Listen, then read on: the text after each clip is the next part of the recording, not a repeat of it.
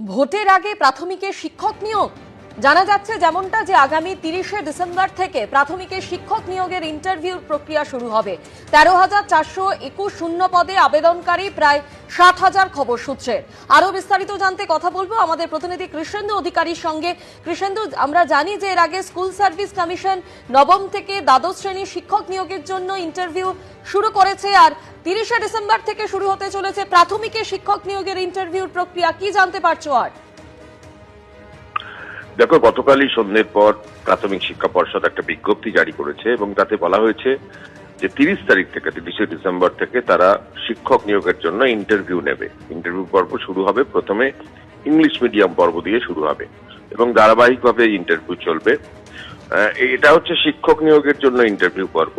13,421টি শূন্য পদ, 60,000-এর বেশি আবেদনকারী আবেদন করেছেন এখানে এবং শিক্ষক হওয়ার জন্য, এবং কেন্দ্রীয়ভাবে ইন্টারভিউ পর্ব চলবে এবং যেটা সিদ্ধান্ত নেওয়া হচ্ছে সেটা ভিডিওগ্রাফি করা হবে স্বচ্ছতার স্বার্থে।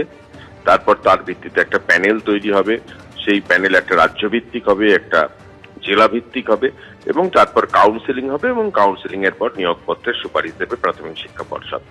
অর্থাৎ দীর্ঘদিন যে নিয়োগ নিয়ে এত অভিযোগ, রাজ্যের দুর্নীতির অভিযোগ শিক্ষক নিয়োগে, সেই প্রেক্ষাপটে স্কুল সার্ভিস কমিশনও নতুন করে পরীক্ষা নিয়েছে তুমি জানো, এবং নবম দশম একাদশ দ্বাদশের ইন্টারভিউ পর্ব শুরু হয়ে গেছে।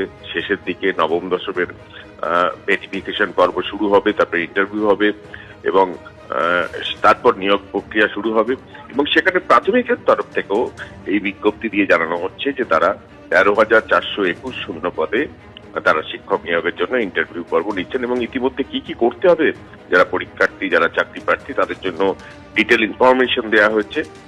যে অরিজিনাল এবং সেলফ অ্যাটেস্টেড কিছু নথি, অ্যাডমিট কার্ড, মার্কশিট, মাধ্যমিক এবং উচ্চ মাধ্যমিকের পাসপোর্ট সাইজ ছবি, আধার কার্ড বা ভোটার কার্ড, যাবতীয় তথ্য নিয়ে যাওয়া হবে এবং যারা কল লেটার পাবেন প্রাথমিকের যে পোর্টাল আছে সেখানে সেই তথ্য